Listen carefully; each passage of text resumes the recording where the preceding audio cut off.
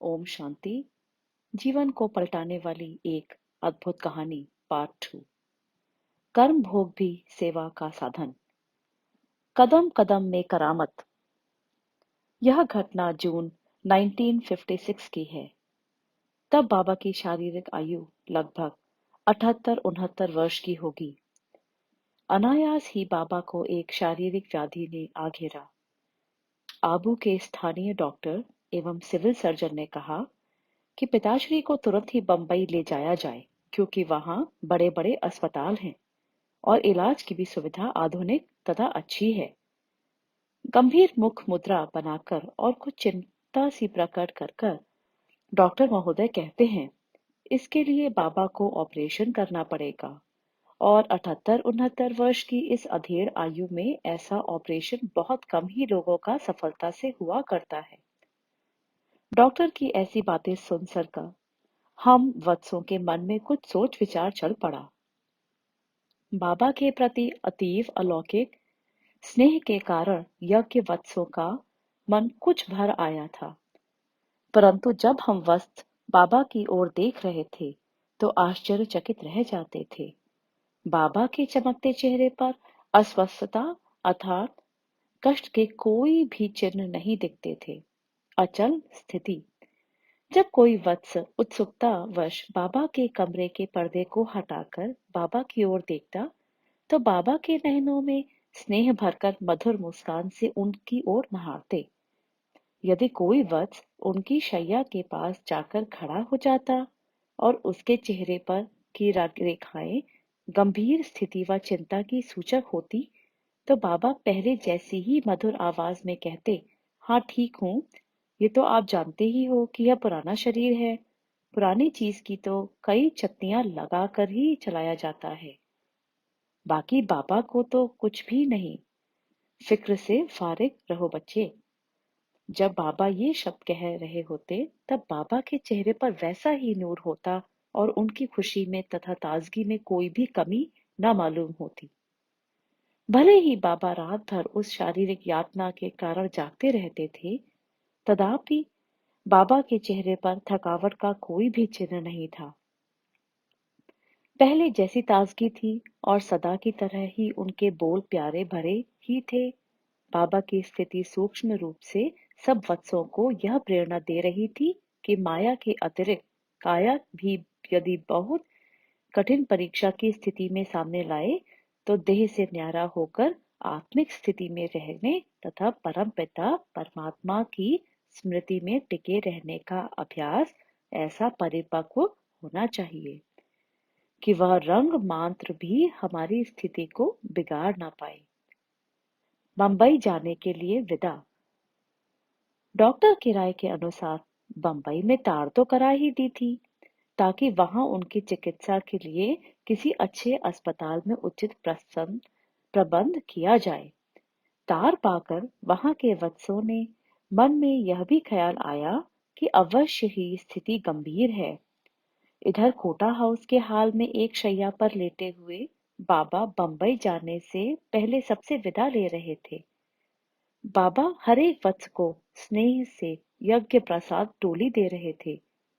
वे किसी से हाथ मिला रहे थे तो किसी के सिर पर अपना वरद हाथ रख रहे थे और किसी को थप थपाकर उसके प्रति कुछ उल्लास प्रद वचन कहते जा रहे थे। इस दृश्य का किन शब्दों में वर्णन किया जाए। सबके नैन स्नेह से गीले हुए हुए थे और अपलक होकर बाबा को निहार रहे थे। अवश्य ही सबका मन इस सोच में था कि ना जाने अब विश्व मंच पर कौन सा नया दृश्य उपस्थित होगा। बाबा से पितृवत स्नेह पाकर उनसे टोली लेकर और उनके मधुर बोल सुनकर सबको खुशी भी होती थी, लेकिन आज इस खुशी में एक और प्रकार की लहर का भी समावेश था। सबका मन बेतार के तार से शिव बाबा से ये तो अनुनय विनय अथवा अनुरोध और आग्रह कर ही रहा था कि बाबा अभी हम नन्हे और कोमल पौधे हैं और हम चेतन फूलों को इस साकार रूप द्वारा आपके लालन पालन और देख की आवश्यकता है। ये तो आप जानते ही हैं बाबा, परंतु हम जिन्होंने एक सब इच्छाओं का त्याग किया है, इस एक शुभ इच्छा को तो अवश्य ही अपने मन में लिए हुए है कि ये नैन इस सुहावने पुरुषोत्तम युग के अंत तक इस सलोने साकार रूप में आपके अलौकिक चतुर्यों को देखकर धन्य हो रहे हैं। इस प्रकार की विचार तरंगों से बने वातावरण में सबके चेहरों पर बाबा के विदा होने के कारण जहां बाबा की वापसी की प्रतीक्षा के चिन्ह अंकित थे, वहां उन पर एक मजबूरी भी झलकती थी कि शारीरिक अवस्था लाभ के लिए बाबा को बंबई तो जाना ही होगा। परंतु बाबा ने वहां ऐसे वातावरण को क्षण भर में बदल ही दिया, क्योंकि उनके जीवन की तो हरेक कृति बच्चों को सुखी देने के ही निमित्त थी। बीमारी भी ईश्वरीय सेवा के लिए निमित्त कारण। बाबा बोले, वत्सों, आप क्या सोच रहे हो? इसमें कोई सोचने की तो बात ही नहीं है। शिव बाबा तो अपने इस रथ द्वारा अब एक दूसरी भी सर्विस कराना चाहते हैं, इसलिए ही वह बाबा को बम्बई भेज रहे हैं। बच्चे, यह बीमारी कोई बीमारी नहीं, यह तो इस विश्व ड्रामा में बाबा को बम्बई की सर्विस पर भेजने की एक युक्ति है। देखो बच्चे, अगर यह व्याधि सामने न आती तो आप लोग भला मुझे बम्बई कैसे जाने देते? परंतु वहां के बच्चों की सेवा के लिए बाबा को जाना तो है ना। बाबा के बच्चे तो जहां तहां हैं और बाबा को उन सबकी सेवा करनी तो है ना, या नहीं करनी? तो देखो, बम्बई जैसे महानगर में जहां पर माया का बड़ा भपका है, वैसे तो लोग ज्ञान सुनते ही नहीं और पास आते ही नहीं। परंतु अब जब बाबा इस स्थिति में वहां जाएंगे तो लोग बाबा से मिलने अवश्य आएंगे ही। जो लोग बाबा से वैर विरोध रखते हैं, वे भी बाबा की शारीरिक अवस्था का समाचार सुनकर लोकाचार के नाते से नहीं, बाबा से मिलने आएंगे, क्योंकि यह तो सांसारिक रीति है कि कुशल मंगल पूछने जरूर आते हैं। इसलिए सिंध के पुराने मुखी लोग तथा उनके कुटुंबी और बाबा के लौकिक संबंधी, जिन्होंने प्रारंभ से अनजाने ही इस विश्वरीय कार्य का विरोध किया, अब बाबा से मिलने तो आएंगे ही। यदि यह कारण ना बनता तो वे भला अन्य किस निमित्त कारण से आते? अतः बच्चे, बाबा तो अब उनकी सेवा करने जा रहा है, इसलिए आपको तो अब खुशी होनी चाहिए। ड्रामा में आप बच्चों का निश्चय तो अडिग ही है। अब तो हर हालत पे आप बच्चों का कल्याण ही कल्याण है। ये संगम युग का समय तो चढ़ती कला का समय है, इसमें तो को संशय नहीं है ना। सब बोले नहीं। बाबा बोले, तब बच्चे खुश रहो, बाबा तो अभी आया कि आया। एक थे जिस्मानी सर्जन, दूसरे थे रूहानी सर्जन। उधर बंबई के नए अस्पताल में बाबा के लिए सब व्यवस्था पूरी कर दी गई थी।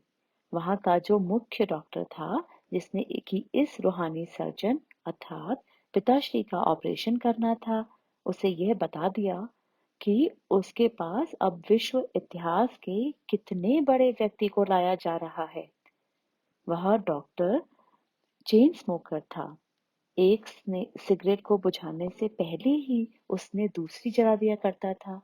उसे भाई विश्व किशोर जी ने नम्रता पूर्वक ये सुझाव दिया था कि बाबा में तो वह रूहानी शक्ति है कि जिससे लोगों के इस प्रकार के व्यसनों को सहज ही छुड़ा दिया करते हैं।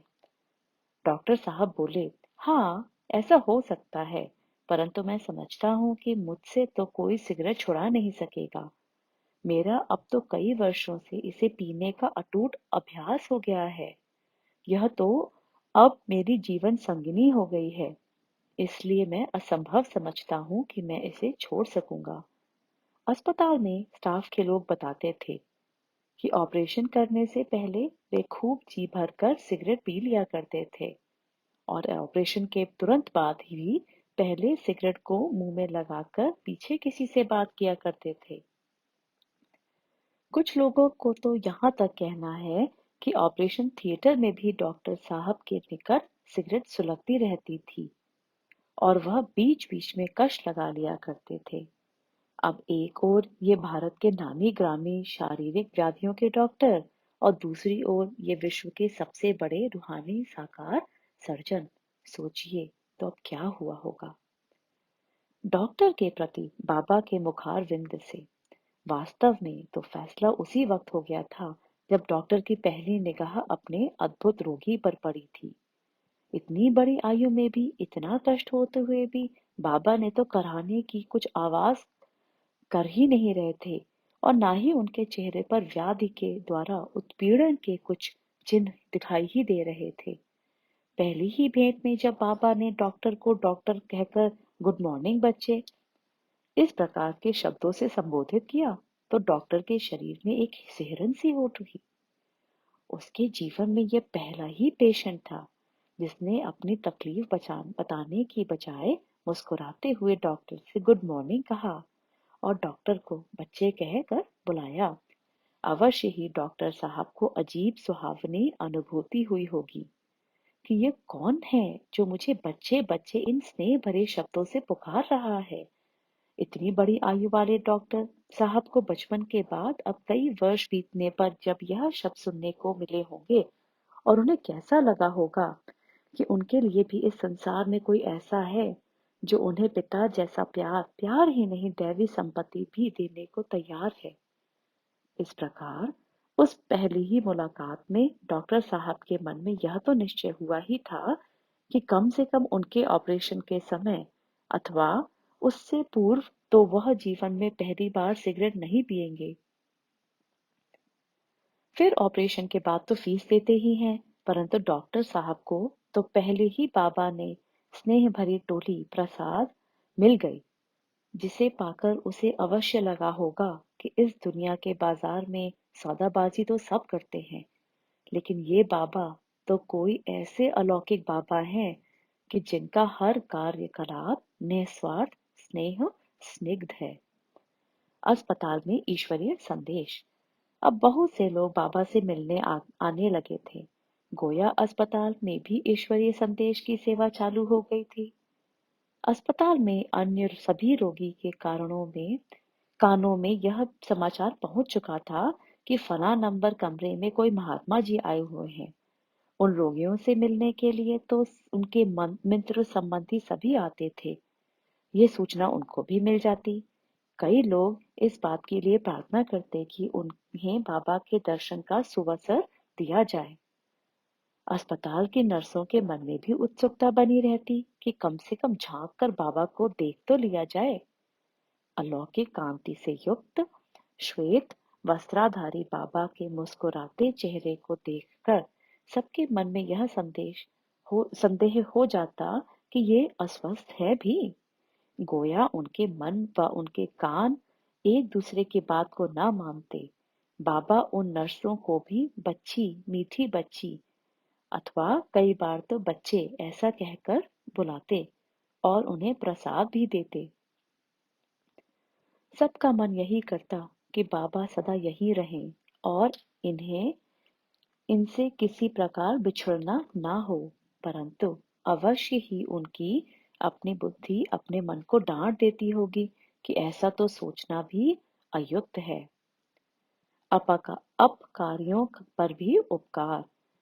बाबा से जो लोग मिलने आते उनमें वो सिंधी लोग भी थे जिन्होंने सिंध में ओम मंडली के साथ स्नेह का नाता नहीं निभाया था और जो भारत आने के बाद भी इस ईश्वरीय विश्वविद्यालय के कार्य की महिमा सुनने के बावजूद भी कुछ संकोचवश और कुछ पूर्व मनोभाव के कारण बाबा से नहीं मिले थे। जब वो बाबा को देखते तो आश्चर्यचकित रह जाते।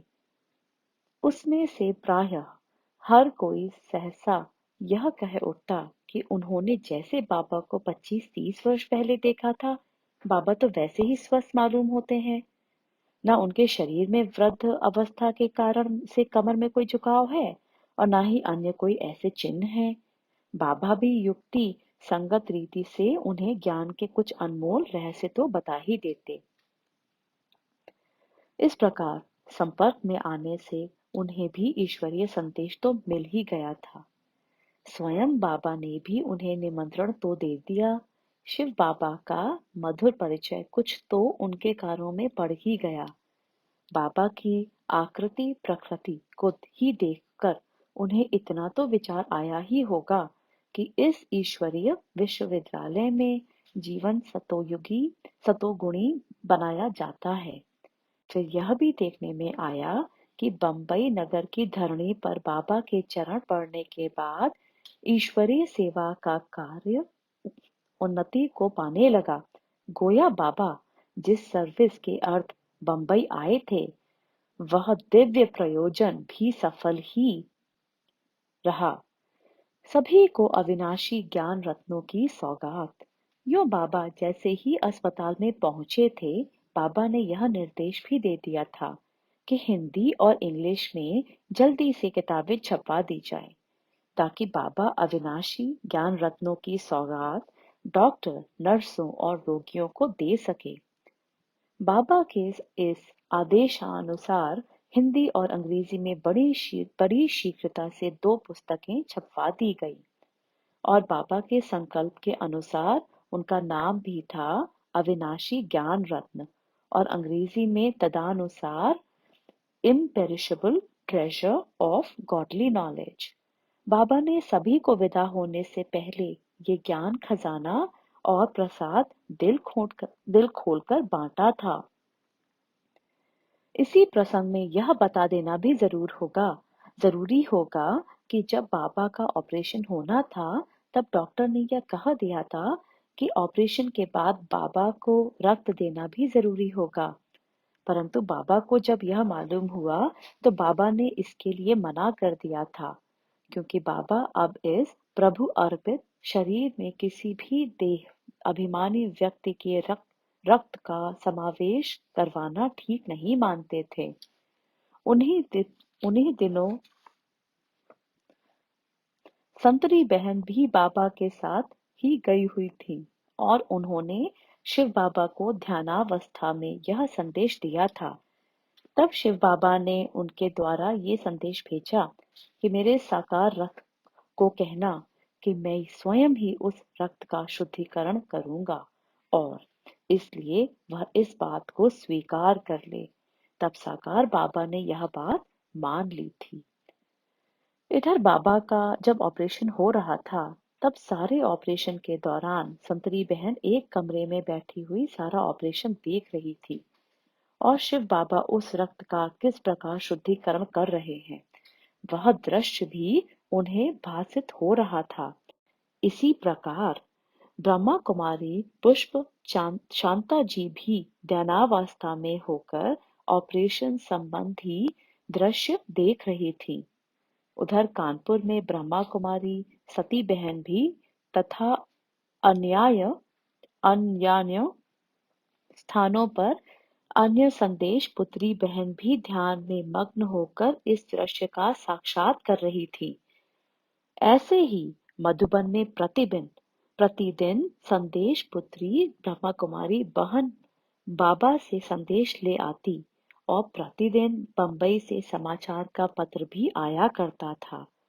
साकार रूप में बाबा की अनुपस्थिति में यज्ञ माता सरस्वती सभी वत्सों को ज्ञान लूरी देती रही और हर प्रकार से सभी आध्यात्मिक उन्नति के कार्य को सुचारू रूप से चलाती रही। फिर कुछ ही दिन के बाद अब तो स्वयं बाबा के हाथों से लिखे पत्र भी आते थे।